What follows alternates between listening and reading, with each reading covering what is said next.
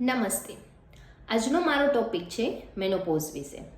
આ એક એવી કુદરતી પ્રક્રિયા છે જેમાં માસિક ધર્મ સંપૂર્ણ રીતે બંધ થઈ જાય છે. તેની ઉંમર આશરે 40થી 55 વર્ષ સુધીની હોઈ શકે છે.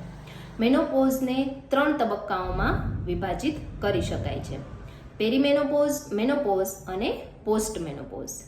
પેરીમેનોપોઝ કે જ્યારે મેન્સ્ટ્રુઅલ ઇરેગ્યુલારિટીઝ જોવા મળે છે.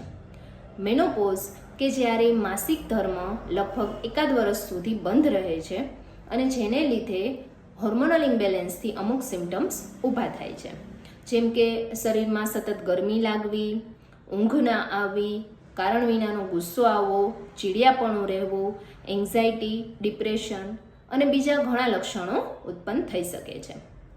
પોસ્ટ મેનોપોઝ કે જ્યારે માસિક ધર્મ સંપૂર્ણ રીતે બંધ થઈ જાય છે ત્યારે એની અસર હાડકા ઉપર જોવા મળે છે. ઓસ્ટિયોપોરોસિસ અને બીજી હાર્ટ કમ્પ્લેન્સ થઈ શકે છે. મેનોપોઝમાં થતા લક્ષણોનું કારણ છે ઇસ્ટ્રોજન અને પ્રોજેસ્ટેરોન જેવા હોર્મોન્સનું ઓછું બનવું. તો શું હોમિયોપેથિક દવાઓ લેવાથી આ હોર્મોન્સનું પ્રોડક્શન વધવા માંડશે? ના, એવું નથી.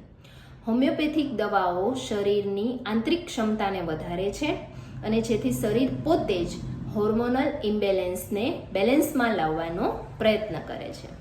સો પ્લીઝ હોર્મોન રિપ્લેસમેન્ટ થેરાપીની સાઇડ ઇફેક્ટ્સથી બચો અને સેફ અને સાઇડ ઇફેક્ટ ફ્રી હોમિયોપેથી અપનાવો. Thank you.